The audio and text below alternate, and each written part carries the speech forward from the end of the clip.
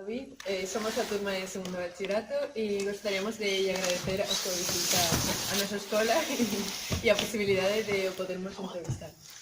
O primeiro de tudo, non se importa que o tratemos por si. Não, claro que não. Então, David, por que é que te iniciaste no mundo da escrita? Eu comecei a escrever para mim por duas razões. Primeiro, porque sempre gostei muito de histórias.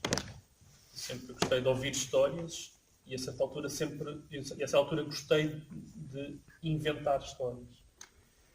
E depois, mais tarde, quando aprendi a ler, eu comecei a ler muito. E sempre li muitos livros que o meu pai tinha em casa, que me ofereciam. E a certa altura eu quis fazer a mesma coisa. Eu comecei a pegar nas histórias que eu inventava e tentei fazer a mesma coisa que eu via naqueles livros que escrevia. E na verdade até hoje é o que eu tento fazer, é contar uma história através de palavras, através de frases, não é? Como eu vejo nos livros que eu leio. Olá, David. Olá. Quando eras criança, alguma vez imaginaste que ias ser escritor? Quando eu era criança, eu não queria ser escritor. Eu acho que ser escritor é uma coisa, ou pelo menos a vontade de ser escritor, é algo que exige alguma maturidade, eu diria. Porque ser escritor, na verdade, para uma criança é uma profissão chata, uma profissão monótona, não é? Muito parada. Nenhuma criança quer estar tantas horas sentada a uma mesa a trabalhar. Quando era criança queria fazer outra coisa qualquer, que hoje em dia não quero. Hoje em dia quero estar sossegado, quero estar parado. Mas não, foi uma vontade que apareceu muito depois. E sempre contaste com o apoio da família e dos amigos quando começaste a escrever? Sempre contei com o apoio de toda a gente, embora eu saiba que foi estranho para muitas pessoas, não é? Inclusivamente para os meus pais e para os meus avós. Foi muito estranho, não é? Eu fiz um curso fiz uma licenciatura em Economia, cheguei a trabalhar nessa área e depois decidi largar tudo, não é? E não querer um emprego nessa área. Por exemplo, para o meu avô, isso não fazia sentido nenhum. Eu, de repente, não só mudar de emprego, como mudar de profissão. Em Portugal, como eu acho que aqui em Espanha deve acontecer, ou devia acontecer antigamente, as pessoas tinham um emprego para a vida toda, não é? Vocês já não são assim. E eu também já não fui assim. Uma pessoa acaba de estudar e começa a trabalhar e vai tendo vários empregos, alguns deles muito diferentes uns dos outros. E por isso, para a minha família foi um pouco estranho, para alguns amigos também, mas no geral sempre todos me apoiaram. Isso foi muito importante. Foi mesmo muito importante. Olá, quais são os teus livros favoritos e quais são os que mais te marcaram na tua juventude? Os meus livros favoritos, eu acho que se calhar a certa altura também vai acontecer com vocês. Os meus livros favoritos estão sempre a mudar, não é? As coisas que eu gostava muito há 10 anos já não são aquelas que eu gosto mais hoje. E às vezes até de um dia para o outro os meus livros favoritos mudam. Porque às vezes depende muito de como é que acordamos. Não é? Se estamos bem dispostos ou mal dispostos, o nosso livro favorito pode mudar. Os livros que mais me marcaram na adolescência, na juventude, foram aqueles livros que o meu pai tinha em casa, de quando ele era jovem. Livros de aventuras como Os Três Mosqueteiros, o Robin dos Bosques, o Robinson Crusoe, o Jerónimo. Eram livros de aventuras de grandes autores e, portanto, era uma literatura mais séria do que aqueles livros que eu às vezes lia para adolescentes. e que de facto até hoje eu me recordo muito bem, tenho boas memórias dessas leituras. Depois, mais tarde, os meus livros favoritos mudaram muito. Durante muitos anos eu fui assim, muito apaixonado pelos autores sul-americanos, como o Garcia Marques, o Vargas Llosa, o Benedetti e o Donoso. E vocês não gostam do Donoso? Ok. Ela chama-se Donoso. Ok. Não. Mas também essa altura também me virei mais para os autores anglo-saxónicos, que é aquilo que eu acho que leio mais hoje em dia. E há alguns autores portugueses, obviamente, como por exemplo o Saramago, que foi muito, muito importante para mim, pelo trabalho que ele faz com a linguagem e pela maneira que ele tem de olhar para o mundo, em que consegue misturar a fantasia com a realidade de uma forma muito extraordinária, que não se encontra em muitos autores, sobretudo em autores portugueses. Ele foi um autor de referência para mim durante muito tempo. Hola David, eu teño duas preguntas para ti. A primeira é, nas nosas aulas lemos moitos fragmentos da tua obra Inicio e Medio de Felicidade. O que é que te levou a escrever ese libro? Então, o Índice Médio de Felicidade parte da minha vontade de escrever ou de pensar sobre felicidade, na verdade. Sobre a nossa relação com a felicidade e sobre aquilo que nos leva a ser mais felizes ou menos felizes. E também pensar porque é que nós nos sentimos felizes ou infelizes. E eu encontrei esta personagem do Daniel, um homem a quem as coisas vão correndo mal consecutivamente, não é? E ele que sempre se sentiu feliz, sempre se sentiu otimista, de repente tem de repensar toda a sua vida e toda a sua relação com a felicidade, toda a sua relação com o mundo à sua volta, com os amigos, com os filhos, e perceber se efetivamente faz sentido sempre continuar a sentir-se feliz na situação que está a viver. Eu percebo que depois do livro estar escrito e publicado, o livro é mais do que isso. O livro também fala sobre a crise económica, fala sobre a adolescência, fala sobre a amizade, mas para mim, na sua essência, é a história de um homem que tem de descobrir se realmente é feliz ou não. E o que é que quer dizer isso de ser feliz? Não? Obrigado. A segunda pregunta é, conoces a alguén que tenha tido unha experiencia de vida como Daniel ou até mesmo tú tiveste de enfrentar unha situación de crise semelhante? Eu não conheço ninguém que seja igual a Daniel, e eu não sou o Daniel, mas durante a crise em Portugal, todos os dias nós ouvíamos falar sobre pessoas como o Daniel. E toda a gente conhecia alguém igual ao Daniel, que tinha perdido o emprego, ou que tinha até perdido a casa, que tinha emigrado.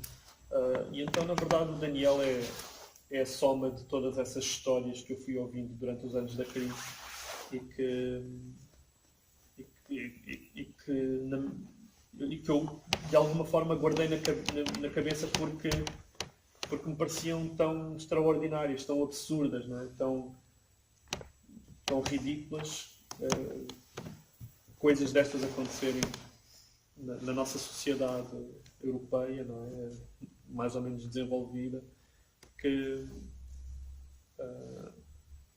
eu juntei-as todas nesta mesma personagem. Obrigado. Hola David. Olá. ¿Achaste cuando estabas a escribir Índice y Medio de Felicidade quería ter tanto suceso e quería llegar a ser un filme? E qual foi a sensação de ver o teu livro no grande ecrã? Eu achei... Eu só mais tarde, enquanto estava a escrever, não pensei muito nisso, mas depois quando comecei a trabalhar o livro com a minha editora, quando comecei a trabalhar na editora com as pessoas, por exemplo, do marketing e da comunicação, como é que nós íamos falar com os jornalistas, como é que íamos anunciar o livro, etc. E eu comecei a pensar um pouco melhor sobre os temas que eu tinha posto dentro do livro, mas que eu não tinha pensado verdadeiramente naquilo, não é? Eu percebi que eram temas muito universais, são temas que tocam a toda a gente e que por causa disso, talvez o livro, enfim, eu não sabia se iria ter sucesso, mas que por causa disso alguém que lesse o livro ia sentir-se afetada pelo livro. Mas efetivamente depois o livro teve logo uma grande aceitação pelo público. Hola, David. ¿Achas que es muy evidente en estos libros vemos la forma como tú piensas y ves el mundo? ¿Y achas que eso influencia en aceite atado por parte dos teus escritores? Eu acho que a literatura deve sempre deixar muito espaço para o leitor pensar. Quando eu leio um livro, eu quero pensar sobre... O que eu quero mesmo é pensar sobre aqueles temas, sobre aquelas personagens. Eu não quero que o livro me diga tudo o que há a saber sobre aquele tema. Eu quero que o livro me dê perguntas e não me dê respostas. E é isso que eu tento fazer quando escrevo. Eu tento que o livro tenha espaço para o leitor preencher com os seus pensamentos, com as suas emoções, com a sua experiência. E nesse sentido, eu tento que a minha visão do mundo não esteja mesmo presente no livro. Claro que é quase impossível, é utópico pensar que eu vou conseguir ausentar-me completamente do livro. Isso não é possível. Mas ainda assim, acho que consigo fazê-lo mais ou menos de uma forma eficiente, porque tenho muitas conversas com leitores que de facto me falam do livro como se fosse outro livro e não aquele que eu penso que escrevi. Porque eles, de facto, há leitores que conseguem encontrar pensamentos, ideias, pedagogias, lógicas que eu não me lembro de colocar lá. Isso é bom. E a segunda pergunta, desculpa. ¿Y achas que eso influencia en aceite atado por parte dos teus escritores? Não sei, é possível que sim. Porque a verdade é que há leitores que leram um livro e depois querem ler outro. E, portanto, tem de existir alguma coisa nos meus livros que os diferencia dos livros de outros escritores. E eu acho que a principal coisa que os diferencia os livros de um escritor do outro é só terem duas pessoas diferentes que o escrevem. Portanto, essa visão pessoal, essa maneira de pensar o mundo de cada pessoa, certeza que é aquilo que faz diferença. Porque há muitas pessoas que conseguem escrever uma boa história. Aquilo que me distingue de outras pessoas é que sou eu a escrever essa história. E portanto, claro que é possível que as pessoas querem continuar a ler-me porque sou eu que escrevo aquela história. Enfim, é bom. Faz bem ao ego. Hola, de 1 a 10, ¿cuál es tu índice de felicidad? Pois, essa pergunta do índice de felicidade, eu ando há 4 anos a evitá-la. Desde que eu publiquei o livro, há 4 anos, logo na primeira entrevista que eu dei, por causa desse livro, a jornalista fez-me essa pergunta e eu agradeci, mas desculpei-me e não queria responder. E desde então já me fizeram essa pergunta centenas de vezes. E eu não quero responder, sobretudo porque acho que eu sou como uma personagem do Xavier. Eu iria ficar a pensar demasiado sobre cada aspecto da minha vida para tentar chegar ao valor final e acho que eu iria ficar obsessivamente preso a cada um desses aspectos e acho que não iria ser bom. E até porque eu vivo bem com a minha vida, com a vida que tenho, estou em paz comigo próprio e não preciso de fazer essa reflexão. Por isso acho que prefiro não estar a fazer esse cálculo. Olá. Olá. É importante as crianças começarem a ler desde pequenos? É super importante as crianças lerem desde pequenos, porque enfim, quando estamos aqui a falar de ler, estamos a falar de ler literatura. Claro que é importante ler um jornal, é importante ler manuais escolares, é importante ler qualquer coisa. Mas a literatura dá uma outra dimensão às coisas, porque, como eu estava a dizer há pouco, a literatura deve fazer as pessoas pensar. E, por exemplo, quando uma criança lê um livro que é sobre a amizade. E como se darias a uma pessoa que quer começar a escrever? Eu acho que para escrever a principal coisa é ler muito. Ou seja, é preciso saber como é que se faz para depois ir fazer. Então, quando as crianças me perguntam isso, eu digo, nem sequer comecem a escrever. Vão ler só. Não é? Leiam muito e depois um dia mais tarde tentem escrever alguma coisa. Mas para já leiam muito. E depois quando começarem a escrever, também escrever muito. Há muitas pessoas, e eu lembro-me disso acontecer comigo, há muita gente que escreve meia página ou uma página e depois não sabe o que é que há de fazer com aquilo e para. Não, obriguem-se a escrever. Não é? Escrevam, mesmo que fique mal, e eu posso vos garantir que vai ficar mal. Não é? Ninguém escreve uma coisa boa na primeira página. Vai sair mal, mas é muito importante que saia mal. Porque é só quando sair mal que vocês vão perceber o que é que podem fazer para melhorar. Não é? Então depois é escrever muitos contos, até vocês compreenderem o que é que andam a fazer mesmo mal e o que é que podem fazer. E só quando vocês se sentirem chateados com aquilo que estão a escrever, é que vocês vão querer fazer alguma coisa mesmo diferente e original e mais pessoal. É isso. Olá, David. Olá. ¿Cómo te sentiste cuando recibiste tu premio da Unión Europea? Foi uma situação incrível. Embora eu recebi a notícia e depois passaram 4 ou 5 meses até eu poder contar a novidade a toda a gente, porque eles pediram-me que não contasse. Mas foi uma situação incrível porque há um escritor português, há dois escritores portugueses, meus amigos, que é a Dulce Maria Cardoso e o Afonso Cruz, que venceram este prémio antes de mim. O prémio de 3 em 3 anos é atribuído a um português. E eu já sabia mais ou menos o que é que lhes tinha acontecido por causa do prémio.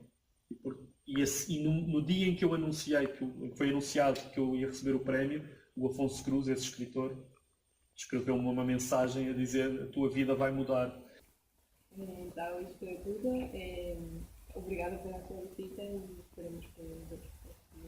Obrigado. Muito obrigado.